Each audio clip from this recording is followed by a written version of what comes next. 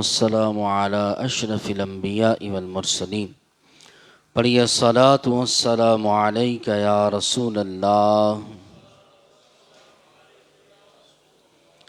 وعلی آلک واصحابک یا حبیب اللہ۔ الصلاۃ والسلام علیک یا نبی اللہ وعلی آلک واصحابک یا نور اللہ۔ واقعہ کربلا میں سے آج تیسرا حصہ ہم بیان کریں گے۔ کربلا کا جو واقعہ رونما ہوا، اس کا سب سے بڑا جو سرمایہ کار تھا، اس کا باعث تھا، وہ یزید تھا کہ یزید سلطنت چاہتا تھا، بادشاہ بننا چاہتا تھا، لیکن اسلامی اعتبار سے وہ بادشاہت کا مستحق نہیں تھا۔ یزید ایک فاسق اور فاجر گناہگار جہنمی شخص تھا۔ اس کے گناہوں میں سے علماء نے چند باتیں اس کی تاریخ میں بڑی اہم لکھی ہیں۔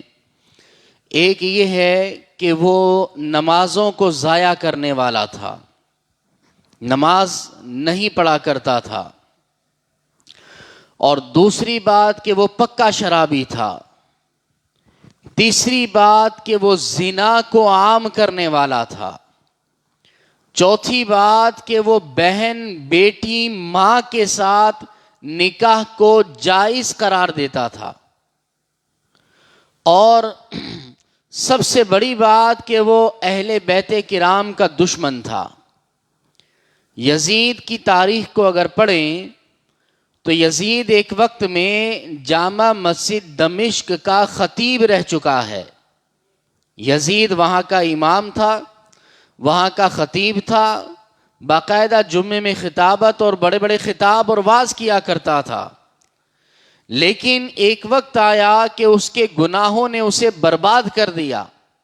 جو گناہ وہ چھپ چھپ کر کیا کرتا تھا، پھر وہ علل اعلان کرنے لگا اور اپنے آپ کو تباہی اور بربادی پر اس نے پیش کر دیا۔ بعض لوگ جو اکیلے میں، تنہائی میں گناہ کر رہے ہوتے ہیں اور ظاہری طور پر اپنے آپ کو بڑا نیک اور پارسا سمجھتے ہیں، یا کوئی مذہبی آدمی ہے یا دنیاوی آدمی ہے کہ اس کی تنہائی تو بڑی گناہوں والی ہوتی ہے، لیکن اس کی لوگوں کے سامنے اس کا اظہار، اس کی جو جلوت ہوتی ہے وہ بڑی نیک و پارسا دکھنے والی ہوتی ہے۔ ایسے لوگوں کو ڈر جانا چاہیے کہ ایسا نہ ہو کہ ان کی یہ خلوت ان کی جلوت کو بھی جو ہے ہلاک و برباد کر ڈالیں۔ بہرحال احادیث کے اندر بھی یزید کی جو ہے یہ برائیاں بیان کی گئی ہیں۔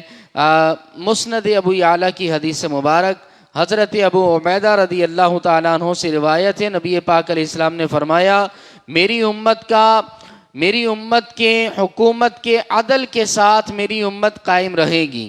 میری امت کا امر یعنی حکومت عدل کے ساتھ قائم رہے گا، یہاں تک کہ پہلا شخص جو اسے تباہ کرے گا وہ بنو امیہ میں سے ہوگا، جسے یزید کہا جائے گا۔ یہ واضح طور پر حدیث میں موجود ہے، اور اسی طرح جامع صغیر کے اندر موجود ہے۔ سیدنا ابو درداء رضی اللہ تعالیٰ عنہ اس حدیث کے راوی ہیں، فرماتے ہیں کہ میں نے حضور اکرم صلی اللہ علیہ وسلم کو فرماتے سنا، آپ علیہ السلام نے فرمایا کہ پہلا وہ شخص جو میرے طریقے کو بدلے گا وہ بنو امیہ میں سے ہوگا، اور اسے یزید کہا جائے گا۔ نام لے کر میرے آقا نے تو بہت پہلے ارشاد فرما دیا تھا۔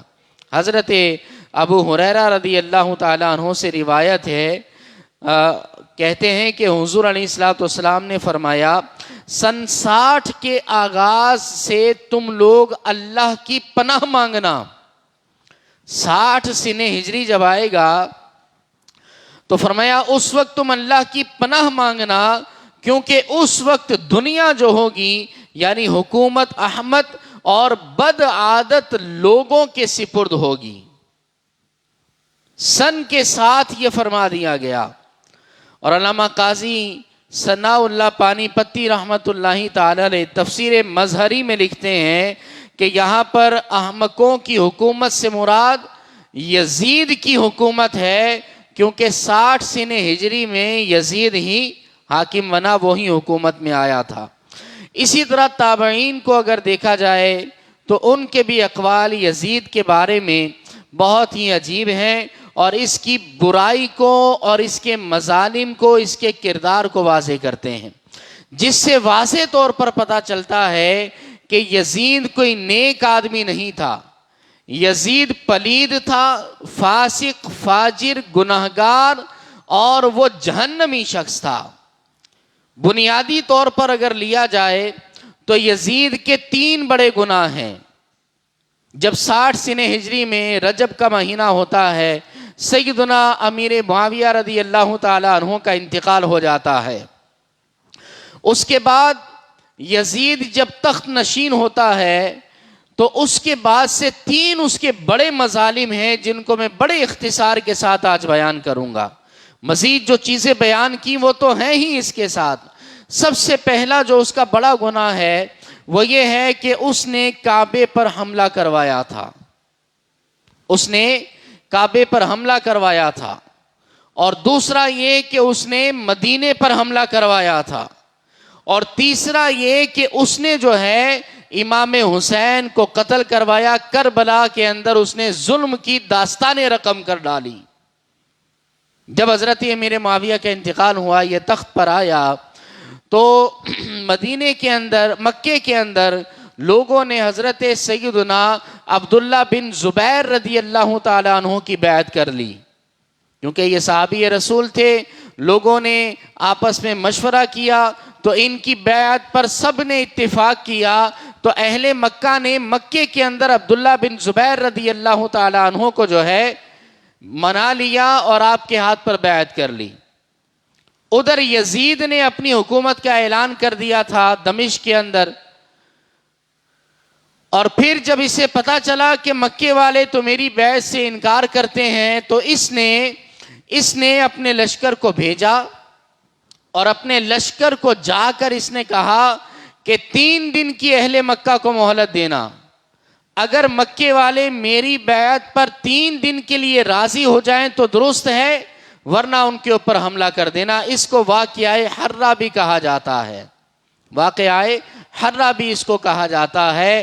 لہٰذا یزید کے لشکری مکے پر چڑھائی کرنے کے لیے آتے ہیں اور لوگوں سے کہتے ہیں کہ یزید کی بیعت کرو.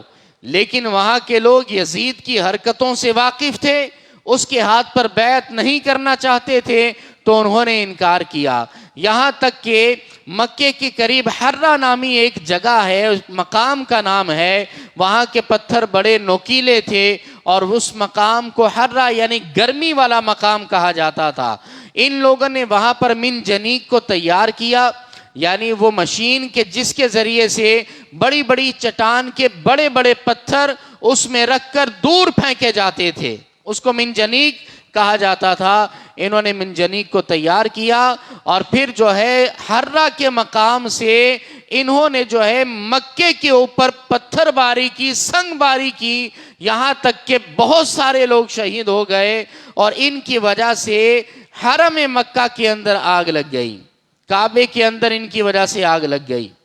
ہزاروں صحابہ، ہزاروں مسلمانوں کو شہید کیا گیا. یہاں تک کہ پھر حضرت عبداللہ بن زبیر رضی اللہ تعالیٰ عنہ جو تھے وہ وہاں سے اپنے لوگوں کے ساتھ مدینے میں چلے گئے تھے. اور مدینے میں جا کر پھر کیا ہوا تھا، امام حسین سے پھر آپ کی ملاقات ہوئی تھی، اس کو انشاءاللہ ہم کل بیان کریں گے. دوسرا جو اس کا واقعہ تھا وہ یزید کا یہ تھا کہ مدینے سے کچھ لوگ دمشق میں یزید سے ملاقات کرنے کے لیے جاتے ہیں. وہاں جا کر جب یزید کے پاس کچھ دن مدینے کے لوگ رہتے ہیں تو دیکھتے ہیں کہ یزید تو شرابی ہے، نمازوں کو ضائع کرتا ہے، احکام الہیہ کا پابند نہیں ہے، شراب پیتا ہے، زنا کو عام کرنے والا ہے، ماں بہن بیٹی سے نکاح کو جائز کرتا ہے. اللہ کے احکام کی کھلے عام خلاف ورزی کرتا ہے، جوا کھیلا کرتا ہے، یہ ساری باتیں جب مدینے کے لوگ دیکھتے ہیں تو سمجھ جاتے ہیں کہ یہ بندہ ہمارا سردار بننے کے قابل نہیں ہے، ہم اس کی بیعت نہیں کر سکتے۔ لہٰذا دمشق سے جب مدینے کے نمائندے واپس مدینے میں جاتے ہیں تو یہ سارے حالات و واقعات اہل مدینہ کو جا کر بتاتے ہیں کہ تم جس کی بیعت کرنا چاہتے ہو اس کے حالات تو یہ ہیں، لہٰذا ہم سب اس کی بیعت نہیں کر سکتے، اس کو اپنا خلیفہ اپنا سردار نہیں مان سکتے۔ لہٰذا مدینے کے لوگ آپس میں مشورہ کرتے ہیں اور حضرت سیدنا عبداللہ بن حنظلہ رضی اللہ تعالی عنہ کو اپنا سردار بناتے ہیں اور ان کے ہاتھ پر بیعت کر لیتے ہیں، ان کے ہاتھ پر اہل مدینہ بیعت کر لیتے ہیں اور یزید کی بیعت سے انکار کر دیتے ہیں کہ ہم اسے اپنا خلیفہ اپنا سردار نہیں مانتے، ہم حضرت عبداللہ بن حنظلہ کو مانتے ہیں۔ ادھر یزید کو پتہ چلتا ہے کہ مدینے والوں نے میرے ساتھ جو ہے وہ میری روگردانی کی ہے اور میرے جو ہے حکم عدولی کی ہے ان لوگوں نے، لہٰذا اسے جو ہے بہت برا لگتا ہے، وہ مسلم بن عقبہ کی سربراہی میں اپنا لشکر بھیجتا ہے اور جا کر کہتا ہے کہ وہاں پر جا کر مدینے والوں کو میری بیعت کرنے پر جو ہے تم آمادہ کرو، اور اگر نہ مانے تو پھر ان کو قتل کرنے میں تاخیر نہ کرنا، ان کو قتل کرنے میں دیر نہ کرنا۔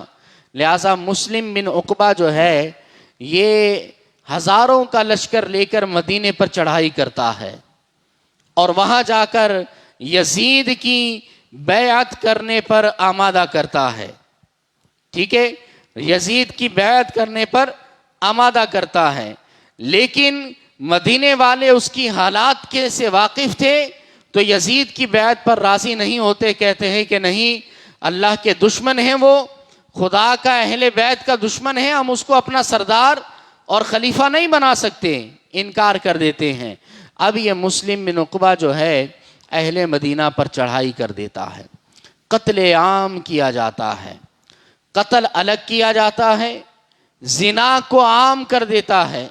مسلم بن عقبہ کو یزید یہ حکم دیتا ہے کہ اگر اہل مدینے کے لوگ نہ مانیں تو پھر ان کو قتل کر دینا، اور جب تمہیں کامیابی مل جائے تو 3 دن کے لیے مدینے کو ہمارے لشکریوں پر حلال کر دینا، وہ جو چاہیں اس میں کریں، ان کو اجازت ہوگی، ان کے لیے وہ کہتا ہے کہ جائز ہوگا۔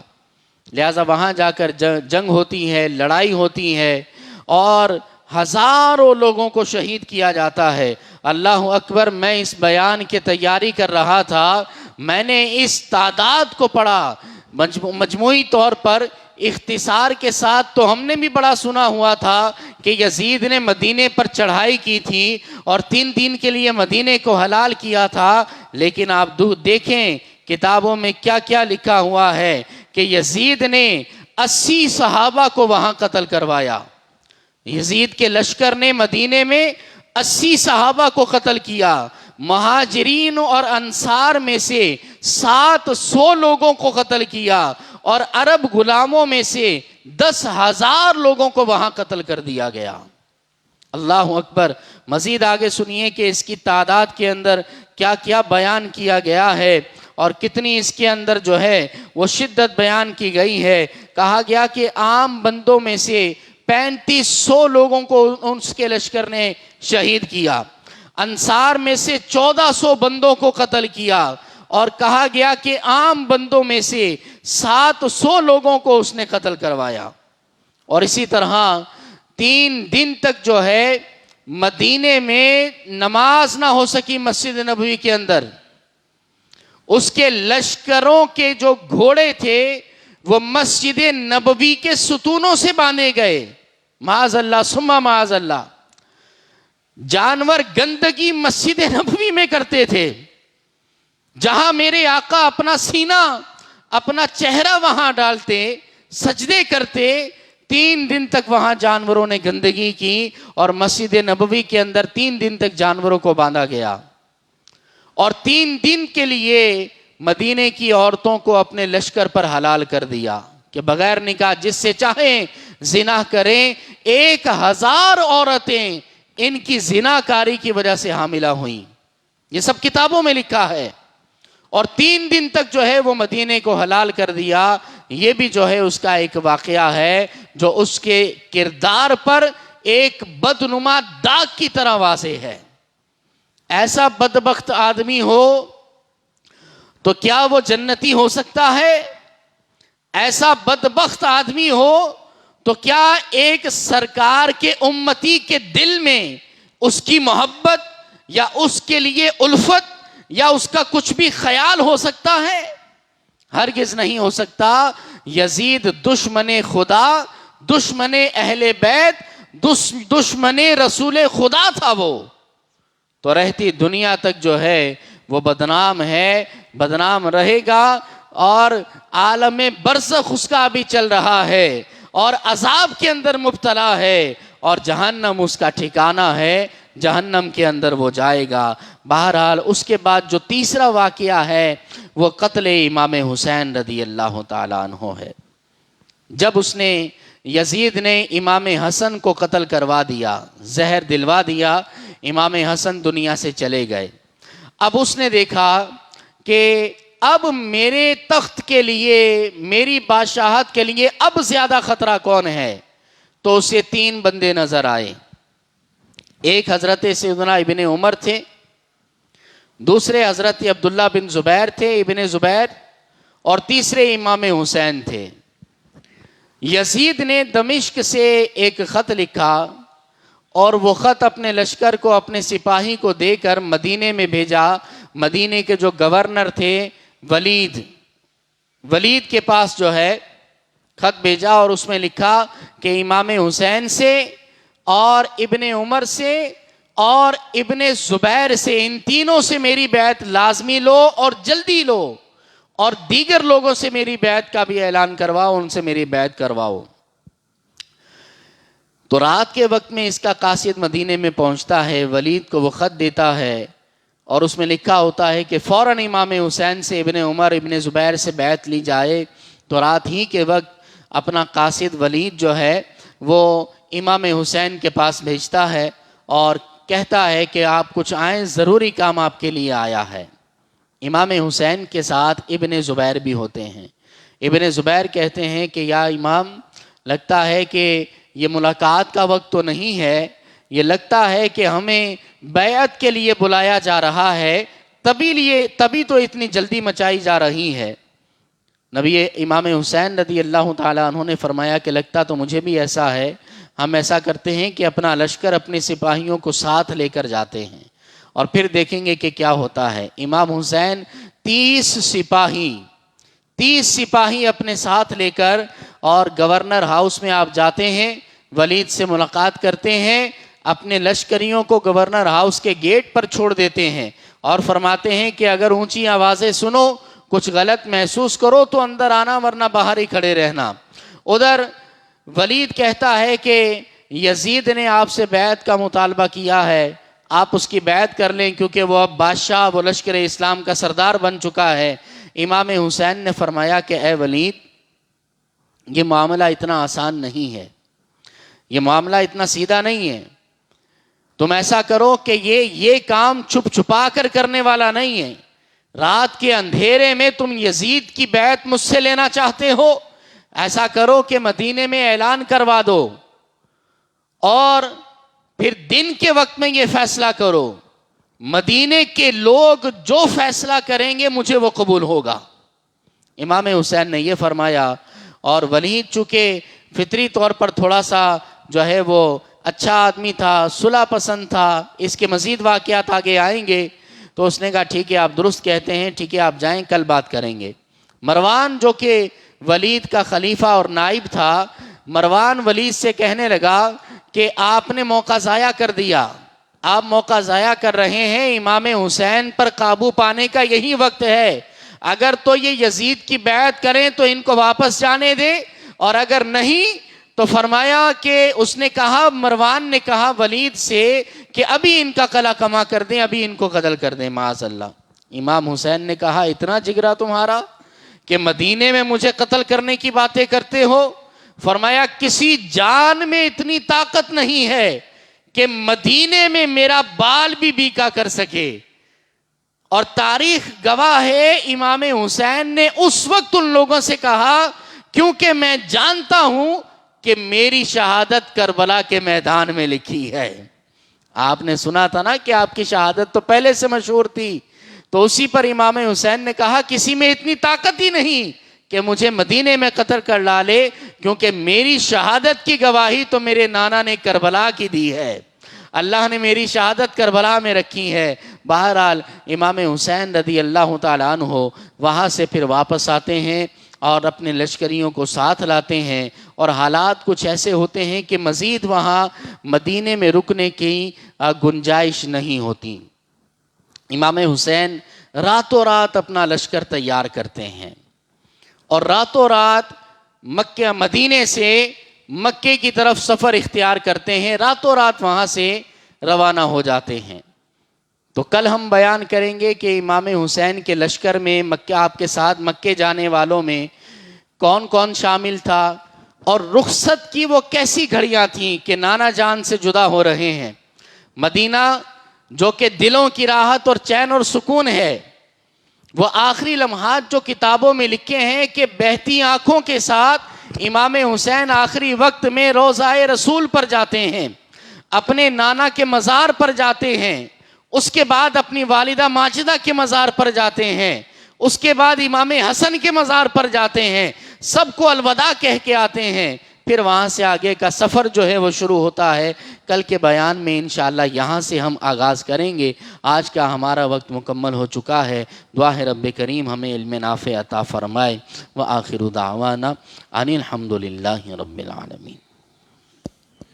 آپ پر لاکھوں درود، آپ پر لاکھوں سلام، آپ پر لاکھوں درود، آپ پر مومنوں پڑھتے رہو تم اپنے آقا پر درود، مومنوں پڑھتے رہو تم اپنے آقا پر درود. ہے فرشتوں کا وظیفہ الصلاۃ والسلام، زینت عرش مولا. رب هب لی امتی کہتے ہوئے پیدا ہوئے، رب هب لی امتی کہتے ہوئے پیدا ہوئے. رب نے فرمایا کہ بخشا الصلاۃ والسلام، زینت عرش مولا. الصلاۃ والسلام.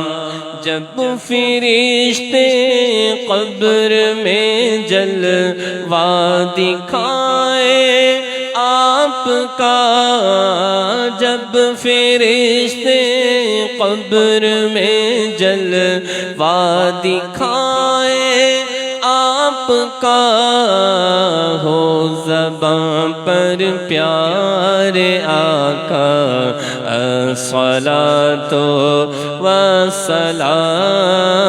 آپ پر لاکھوں درود، آپ پر لاکھوں سلام. میں وہ سنی ہوں جمیل قادری مرنے کے بعد، میں وہ سنی ہوں جمیل قادری مرنے کے بعد. میرا میرا لاشا بھی کہے گا الصلاۃ والسلام آپ پر لاکھوں درود آپ پر لاکھوں سلام آپ پر لاکھوں درود آپ پر لاکھوں سلام ان اللہ وملائکتہ یصلون علی النبی یا ایھا الذین آمنوا صلوا علیہ وسلموا تسلیما صلی اللہ علی النبی الامی وآلہ صلی اللہ علیہ وسلم صلاۃ وسلاما علیک یا سیدی یا رسول اللہ سبحان ربک رب العزة عما یصفون وسلام علی المرسلین والحمد للہ رب العالمین.